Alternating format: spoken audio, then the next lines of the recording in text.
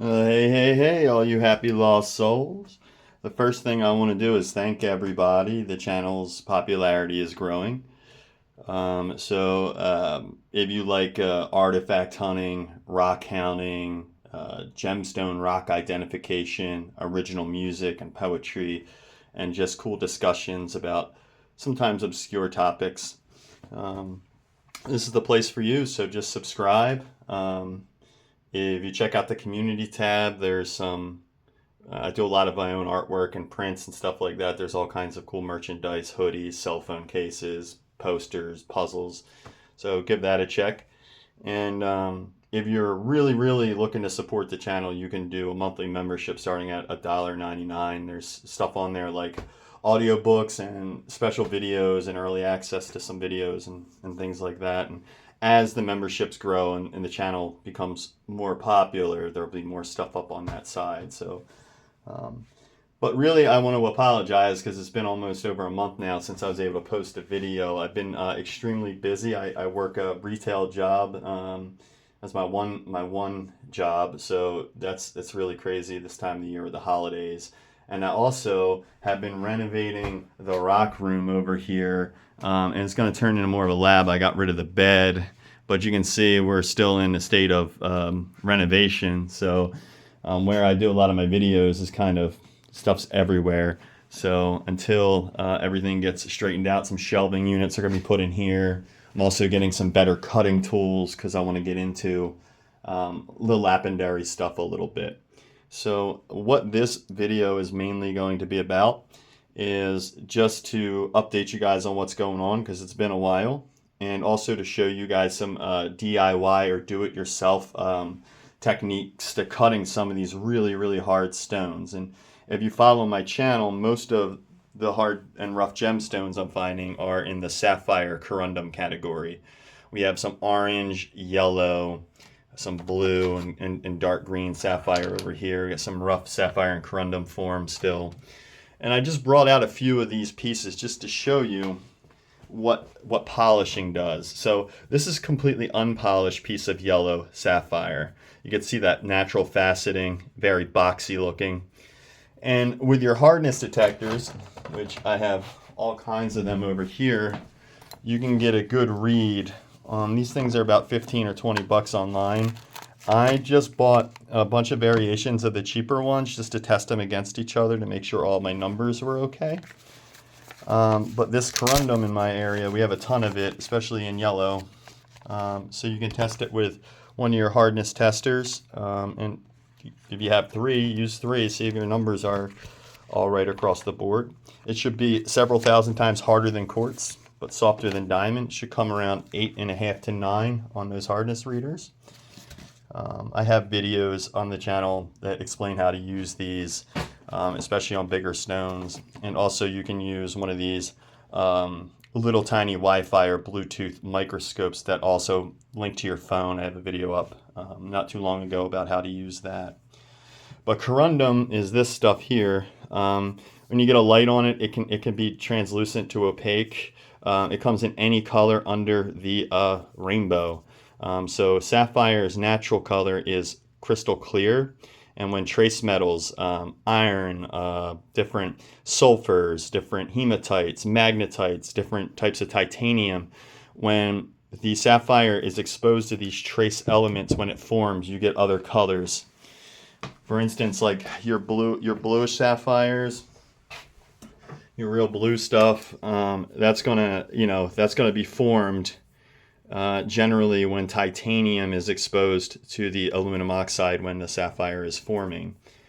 When you get these really super clear pieces of aluminum oxide, you can actually see them within this piece of schist right here, with this biotin mica and complex around it. But you see this real clear, that's pure aluminum oxide in there. And you get this super clear stuff. Here's another example of it being clear, aluminum oxide right here. And you can see the black gem banding where it was exposed while it was forming. The stuff grows out of this real thick, rich aluminum mud that gets, washed out and broken down out of all the schists. And when this mud gets heated and cooked for really long durations geologically at temperatures in the 1,000 to 500 degree range for a really long time, and certain pressure gets added to these aluminum rich muds. With the exposure of oxygen, it creates a new type of material called aluminum oxide. And aluminum oxide is what a sapphire ruby is. When you get these beautiful examples that don't have a ton of inclusions, that are very neat colors, they get turned into gemstones. When you get really, really rough aluminum oxide, can be black or even like dark brown. This would be considered a ruby. You can see the blue striping, the gem barring down it. You get these darker browns and blacks, and they get grinded up and turned into, you guess it, this stuff right here, sandpaper. So most sandpaper is aluminum oxide, or it's a synthetic resin, because it's an amazing, the powder is amazing to use industrially for abrasion, for cutting harder stones. They use the powder to cut other gemstones, diamonds for polishing. And what I wanted to tell you guys about is, this is the difference between, you see a yellow sapphire here, and you can really see the faceting. You can see the barrel shape. You got a facet there, facet there, facet there.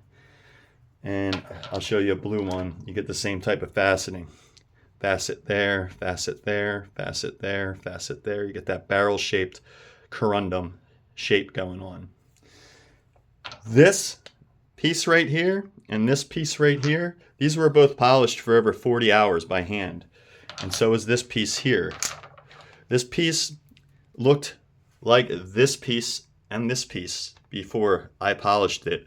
And I polished this one for about 50 hours by hand.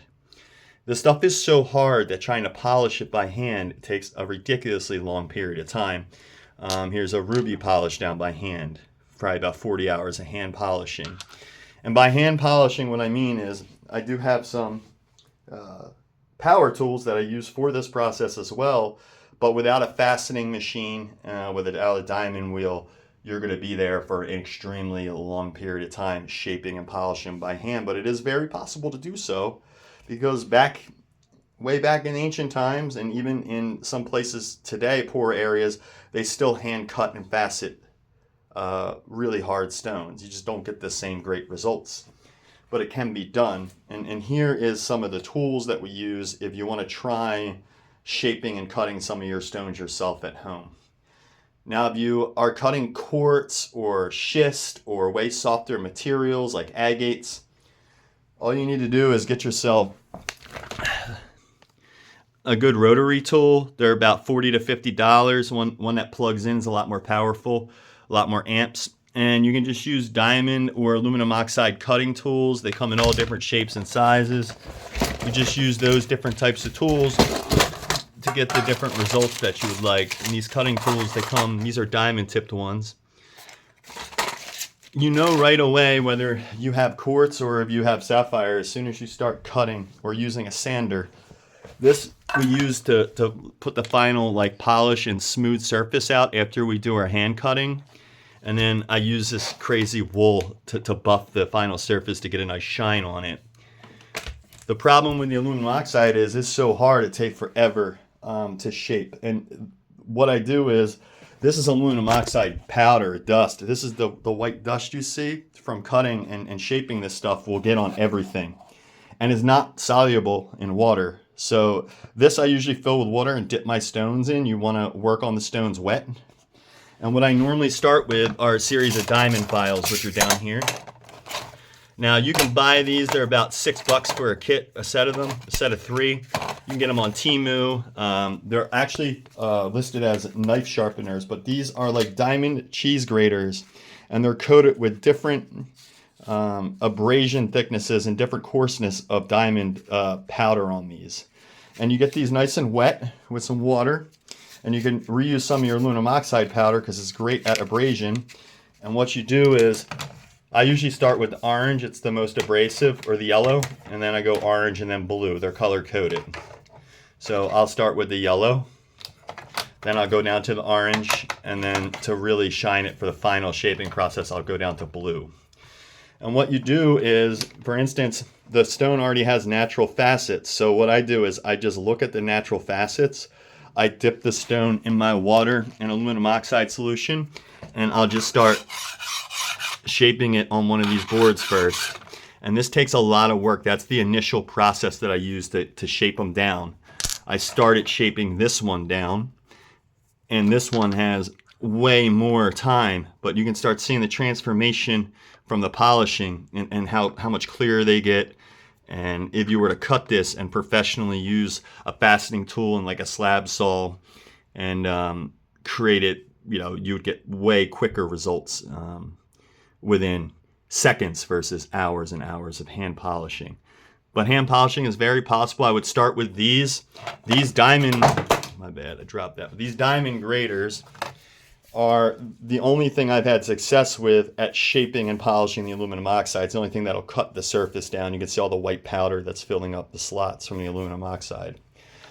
I save the aluminum oxide powder in my my containers that I get the water out of for shaping, because this stuff, you can buy it, but if you're already working with it, all of your dust and stuff from it, I keep it and I use this. I'll wet it with some water and I'll add some of the paste onto the surfaces, and then I'll use my sanders over here to get a final polish with the sander. Now, I only have to go through all 3 stages, and once I'm done shaping with the diamond files by hand, I'll go back over the facets with a diamond Dremel, usually a barrel-shaped diamond Dremel, and one of these rotary tools to get the final shaping. And then I go back over, and to smooth out those final little cuts with that, I'll go back and I'll go back to using one of these to finish it. And I usually use the blue one to finish it. Also, what's great at finishing it is they have these diamond sponges with these patterns. They also work great for your final polishing and finishing of the real hard stuff. These are both diamond sponges. All this stuff is on Temu for really inexpensive. Now, I will warn you, regular diamond tools can be very expensive, like at a hardware store. The ones on Temu are hit or miss. I've ordered some, but they're only like $3 or $4 for a whole kit that were actual diamond coated, and I've ordered some that were not real diamond coated. They fall apart right away. But because of how cheap they are, it's just worth ordering a few different kits on there before spending, twice as much for one little 4-pack of them at a hardware store. But if you're going to be working with this hard corundum and sapphire, you have to have diamond coated, even hand tools, polishers, filers, because if not, it's not going to do anything. Whereas if you take a piece of quartz and you take like a palm sander like this, and you wet the quartz and let it rip on one of these, it'll go through quartz like butter. You put a sapphire on there, it'll barely do anything to the surface. So that's another way you can tell right away how hard your stuff is as soon as you start working with it or cutting with it. And the reason I first started shaping and cutting some of the hard stone is because of all the little arrowheads and spear points that are made out of the sapphire that I find. I wanted to do a little bit of experimental archaeology and kind of reverse the process and see if, you can work and shape this stuff with abrasion. And lo and behold, you can. It takes a long time, but you got to remember the sand and all the sediment in the creeks where this stuff is found is mainly broken down aluminum oxide. So you already have this great abrasive sand everywhere. And then all you do is you have tools like this that are already super abrasive, quartzites or granites. And you load this up with your sand, and then you take one of your rocks, just like we use one of these files down here, and you start smoothing it and sanding it down. And that's how they were working with this really, really hard corundum. And they were able to make like saw blades and shapes like this out of it by filing and smoothing the sapphire down. Once you have a tool made out of this stuff, you got to realize it's a couple thousand times harder than steel. So you're really in great business if you have some corundum tools, drill bits or points. And obviously I've taken a lot of just the gemstone samples that were really high grade with me as well. And like I said, this corundum and this stuff forms, these different sapphires and rubies, they form out of that aluminum rich mud and schist. And this is some of the Abiatin mica and schist complexes. There's some mica right there. and biotite mica and muscovite mica.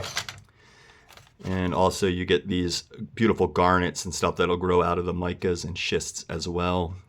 They call this Wissahickon schist. And then you have stuff like this that as a formation of a corundum, but there's another rock that looks very much like quartz and sapphire, and it's kind of in between. You can get a yellowish, whitish brown color, and that's topaz. So this may be a piece of rough topaz back here. And royal topaz actually has a very orange color like this. I was mistaken that this was topaz for a long time, but you can see those little teething marks in them. That's all sapphire formation from where the barrel shape continued out. I just polished it all down, got it down to its normal faceting.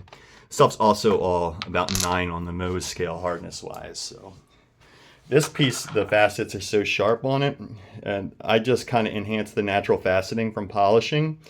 I was messing around with this. You can cut right through glass with this, no problem, because it's so hard. This is what they would consider a green sapphire. Probably would have to be heat treated to really bring out the cool colors in it. But it's a smaller piece of this giant piece that I have underneath here. It's the same stuff. But I just wanted to show you like the yellow sapphire as it gets polished, and it kind of turns into a different looking stone as it gets polished clearer and clearer. You're looking at no polishing at all, natural out of the ground. You're looking at about 18 to 25 hours of polishing by hand. This one you're looking at about 60 to 100 hours of polishing. So you've got this progression, kind of no polishing, a bit of polishing, a lot of polishing, just so you could see the transformation. But you could get it down to a gemstone quality, like in a ring with cuts in less than a half hour with a faceting machine and they look like a record player. They kind of spin around in a circle, and there's an arm that comes up, and that arm is usually on a hydraulic, and it gets your angles and your faceting, your cuts exact for you. So when we're looking into that, that's why I'm renovating this room, because we're going to be getting some cutting tools, and I'm going to be putting myself through school essentially on how to learn how to cut gemstones by hand and all of that. But I hope this little DIY video on how to cut and shape your stones at home by hand without a lot of expensive tools kind of gives you some ideas. You can get all this stuff together. It was all less than, I think, $120. If you look at all the power tools, the grinding wheel, the hand sander, the rotary tools, the sharpeners or the diamond files, the diamond sponges, all that stuff, all added up was probably right around $120. So that's fine. Now faceting machines can go for thousands. You can get cheap ones for a couple hundred. I'm looking into that yet. So stay tuned for more information on my journey on learning how to cut these stones. So some more rough sapphire, some blue sheen. This sapphire here obviously has some artifact patina on it, so you can almost see where their hands were. They're using this as an axe of some sort. But all that black stuff is patina from the sweat and oil in the person's hand that was using it as an artifact. So yeah, so if you're into this stuff, check out my other videos about the cultures and the ancient peoples 20 to 30,000 years ago that were using all of this corundum to make tools and things out of. They were well before the Younger Dryas occurred, because the stuff's found in layers beneath the burn layer from when a comet hit 13,000 years ago. So stuff's very, very old. And we find a lot of other tools made out of this granite-like material. So obviously they were using this abrasive material in order to cut and work with the harder material, the sapphire type material. These are just some rough rubies, green sapphires, blue sapphires, yellow sapphires, and a Pad Paradassia, which is an orange sapphire. But there'll be a series of videos coming out very soon. I'm actually in production on one of them. It's taking a while.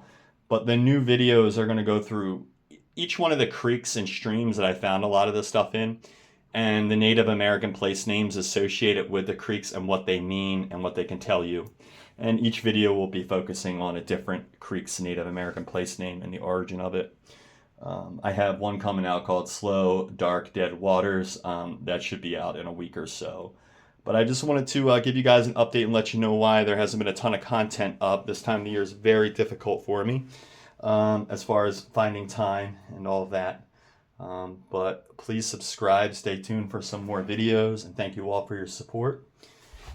Some fossils over here, some coral fossil right there.